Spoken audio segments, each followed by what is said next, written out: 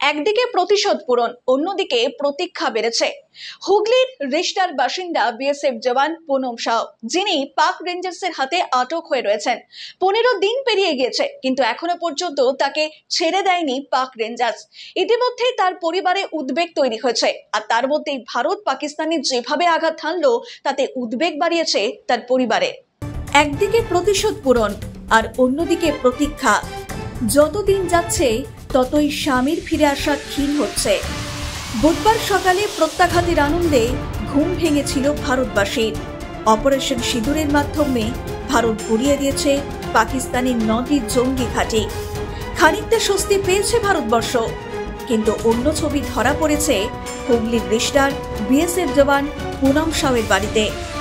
ভারতের এই প্রত্যাঘাতের পর স্বামীর ফিরে আসার আলো দেখতে পাচ্ছেন না তার স্ত্রী রজনী সাউ। এখন তিনি বিশ্বাস করেন হয়তো পাকিস্তান আর ছাড়বে না। দেখুন, 2 দিন আগে যে নিউজটা পেলাম পাকিস্তান থেকে যে রেঞ্জার ধরা গেছে, কিছু একটা উম্মিদ ছিল যে হ্যাঁ এখন হয়তো এক্সচেঞ্জ করবে, ওরা বলবে যে হ্যাঁ জীবন টেক করে আপনি মেরা জওয়ান को देना। কিন্তু কালকে যে জিনিসটা হয়েছে একদম মানে কিছু বলারই মতো নেই কি হবে না হবে। কেন কি যেই জিনিস আমরা ভেবেছিলাম হ্যাঁ ইউজ হবে, কিন্তু কালকেই হবে সেই জিনিসটা তো জানা ছিল না। আমরা ভেবেছিলাম ওর আগেই নাকি হয়তো ওরা ইয়ে করে দিয়ে রিলিজ করে দিবে, কিন্তু কালকে কেন মনে করছেন এই সময় তো কূটনৈতিক আলোচনাও চলতে পারে না? ওইটাই আপনি ভাবুন না, ও তো ইন্ডিয়াতে নেই পাকিস্তানে আছে, আর ওর দেশে এত বড় যুদ্ধ হচ্ছে, ওর তো কন্টিনিউ। তো ওরা আমার এখন পজিটিভ কিছু আমি দেখতে পাচ্ছি না, কি হবে না হবে। এখন আরো ভয় লাগছে, কিন্তু আরো বেশি দিন হয়তো টানতে পারে, কেন কি এটা তো এখন কন্টিনিউ চলবে।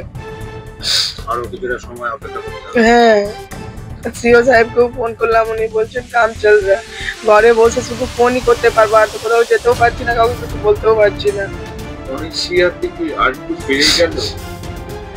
ভয় তো হচ্ছে। দেখুন কালকে যে জিনিসটা হয়েছে সকালের নিউজটা আমি জানতে পেলাম, তারপর থেকে আমি পজিটিভ কিছু কোথাও এটা শুনতে পাচ্ছি না, দেখতে পাচ্ছি। সবাই একটাই কথা বলছে, এত বড় যুদ্ধ হয়ে গেল, চান্স কম আছে, সবাই এটাই বলছে।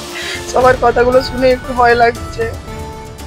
মানে আপনার স্বামীকে ছাড়ানোর ব্যাপারে এখন বলছেন কোনো উদ্যোগ সেইভাবে নেওয়া হবে না? দেখুন সবাই তো ওইদিকে আছে, হ্যাঁ ওইদিকে চলে গেছে। কেন কি আমি ভেবেছিলাম ওর আগে ওনাকে হয়তো রিলিজ করে দিবে, কালকে এই জিনিসটা হয়ে গেছে। এখন কার কাছে কথা বলবো, কি বলবো কিছু বুঝতে পারছি না। শুধু তার স্ত্রী নয়, একই মত পরিবারের অন্যান্য সদস্যদেরও।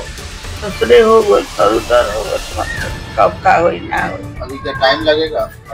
टाइम लगेगा। हम तो 7 तारीख के मतलब कि आज आ जाए, काले आ जाए, तो तोरे आ जाता, कहाँ आवता। कितना दिन तो हो गया? अब 15 दिन आज हो गए, 15 दिन हो गए। 15 দিন পার হয়ে গিয়েছে। কবে ফিরবেন পুনম সাউ বলতে পারছেন না কেউই। কিন্তু গত শনিবার পাল্টা এক পাক রেঞ্জার্সের হাতে ধরা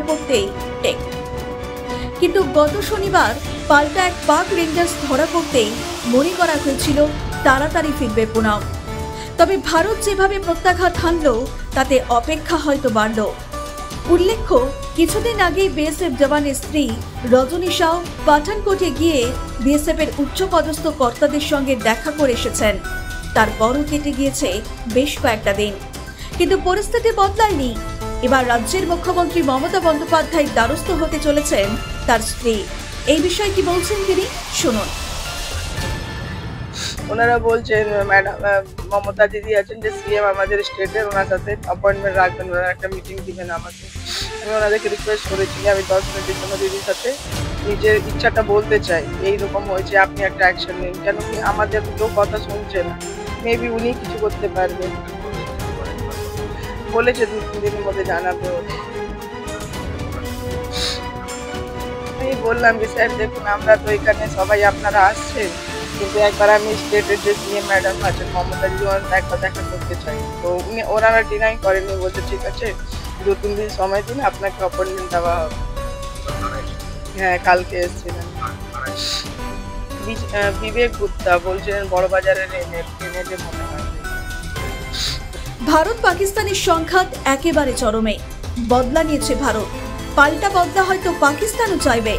এর মাঝে কবে ফিরে বিএসএফ জওয়ান সেটাই দেখার। ব্যুরো রিপোর্ট, নিউজ বর্তমান।